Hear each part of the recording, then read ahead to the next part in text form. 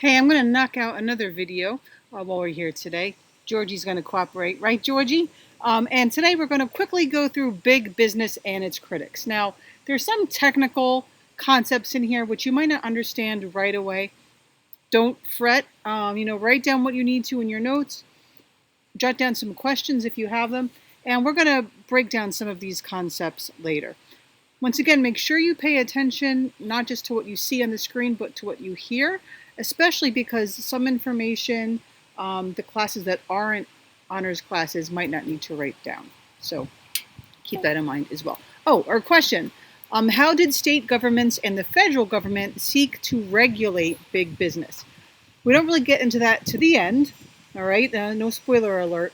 But even if you flip a page of notes before then, you can still summarize what you've written and learned about thus far.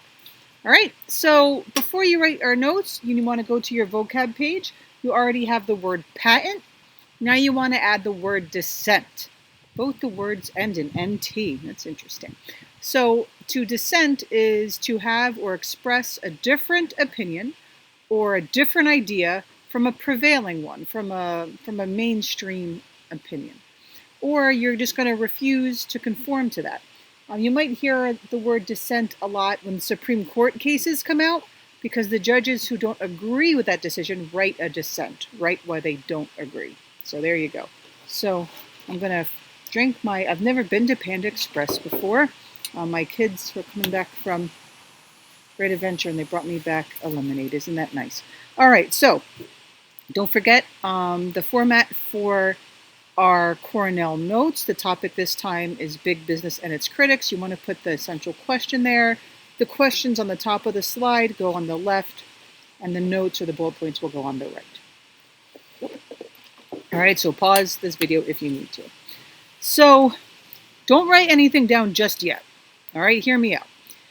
So the first question on your left side is, what were trusts and holding companies? All right, so talk about businesses. You want to know about trusts and holding companies. Now, according to the book, a trust is when a large corporation was formed to enable one company to control an entire industry by sort of luring or forcing even stockholders of smaller companies into that industry to yield control of their stocks in trust to them. Like, just let us take care of it. You're a part of us now. This definition may hurt your brain. So here is the simpler version. This is if you ask AI to explain it to a 10-year-old, right? That is a good use of AI. So a trust in business is when a few big companies join together and act like one so they can control prices and beat smaller competitors. It's kind of like a secret team up to make more money and have less competition. So you can write either one, or whatever one is easier for you to understand. You pause this and you write it down. All right? So you want to know about vertical integration and horizontal integration when it comes to these companies. So vertical, right, up and down. How high is someone's vert? Can they jump? Horizon, sideways, right? Like the horizon over the ocean. So that's a horizontal integration. So this was common with like Rockefeller and Standard Oil. We learned about the Standard Oil fire last video. So what he would do is he would control not just his oil company, but all the steps up to make that oil. So for example, here, if this was a meat industry, you would own the farms with the cattle. You would own the slaughterhouse.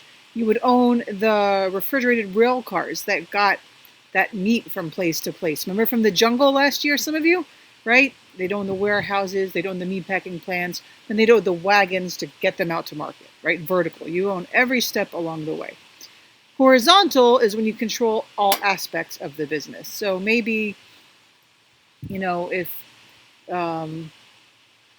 you would control textiles like cloth, but also the thread, someone's going to use both. They're not going to just use one. There's probably better examples, right? But it's just everything on that might be needed in that, not necessarily what's needed to make it, right? And then holding companies is if you control all of those steps, right? vertical integration, horizontal integration, if once you do own them, that's your holding company, right? Lots of money at this time went into things like railroads and other industries involved, whether it's oil and things like that. And as a result, the New York Stock Exchange actually grew from having just a few hundred companies to thousands of companies traded on the stock market. So social Darwinism, we can spend a whole big long lesson and a whole video on this. Hopefully you remember from world history what Darwinism is. Here's Darwin here, right? The survival of the fittest as it came to like evolution and stuff with animals and things like that. Social Darwinism is often used to justify racial and otherwise just not good methods and attitudes. So we'll talk about that this year. But it also was used in business. So business leaders just adapted that survival of the fittest mentality. And if some people thought that trusts or monopolies were not right, they'd be like, well, there's no right for wealth. And if I have the skills to acquire it and leave some people behind, so be it, right? That itself can have racial overtones, but we'll talk about the differences later. Social Darwinism, when it comes to this, believed that government should not interfere with business matters, right? Government should not be saying people can't work more than 8 hours a day or more than 6 days a week, or they shouldn't say you have to have fire exits. Like, if someone thinks it's unfair, they don't have to work here, right? Find another place to work. That'd be sort of their philosophy.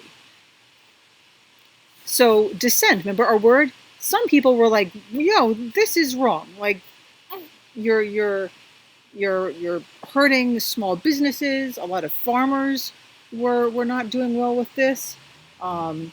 You're putting people in unsafe conditions for too many hours. You're leaving out whole groups of people. You're running mom and pops out of business. Like, yo, let's stop this. All right. So critics said that all these big businesses were fostering greed, and monopolies hurt small business. So a monopoly is like when there's like only one company for all of it. So it's like if there was Coca-Cola but no Pepsi, right? If there's McDonald's but no Burger King and Taco Bell and Wendy's, right? Sort of like Google. I mean, you can Yahoo something or whatever, but most people, Google is some consider a monopoly, right? Others thought government intervention was more just, so more right. Like some people are like, yo, like the government should be getting involved with these things, right? So they wanted the government to get more involved to help protect people, to help protect small businesses. And some wrote books about their concerns, and that's how a lot of these ideas spread. Right? If you're in honors class, you want to write these three examples of books. If you're not in the honors classes and you want to write them down, feel free. We'll still mention them. You can still learn more about them. Google them, look them up, whatever, right? So we have Lester Ward, who wrote a book, Dynamic Sociology, in the 1880s. Okay, some of you will learn about that. Some of you will learn about Henry George's book from 1879, Progress and Poverty. Just the title alone reflects what we're learning right here, right? And then Edward Bellamy, he wrote a novel in 1888, Looking Backward. This was, if I believe, the third most popular selling novel of the 1800s. That's Bellamy up there. He was from Massachusetts. He thought that the government should get more involved to protect it. And he's responsible for creating these like nationalist clubs. It's not the way we understand nationalism or nationalists today. It's more the way we understand the word socialism today. So a little preview there. All right, what were some of the antitrust legislation? So legislation is what's written by Congress, right? Laws, legislation means laws, basically. The Congress who writes the laws is our legislative branch, right? So antitrust, were there laws to try to combat these trusts? Yes, they were. It doesn't always mean they were effective. So we see here a political cartoon of Rockefeller and Standard Oil monopoly, right? Remember size, big and powerful, right? What is the symbolism of the crown, of the globe in its hand, of sitting on an oil barrel with all the money bags around it? So in 1890, the Sherman Antitrust Act was created, and we can learn more about that, but it was made to combat trusts, and it had to do with trade. So basically, if a monopoly didn't even cross state lines, oh, bless you, it was hard for this to be enforced. They tried. And also it was written very vaguely. And because it was written pretty vaguely, it didn't really have much meat to it. There were times it was brought between the Supreme Court, that's SCOTUS, Supreme Court of the United States, and most of the justices at the point were pro-business, so they really didn't break up the trusts the way the law intended. However, by 1900, 15 states did outlaw trusts. Most of these were agricultural states from the South, really seeing, once again, like that big business of the North as being harmful to their way of life and their society. So echoes of the Civil War and Reconstruction, still going strong with this time period. A little bit here, if you want to go back, if you want to write that down, draw it out, feel free. Otherwise, make sure you are summarizing the end of your notes and let me know if you have any questions. And Georgie says, good job, kids. Good job. See you next video.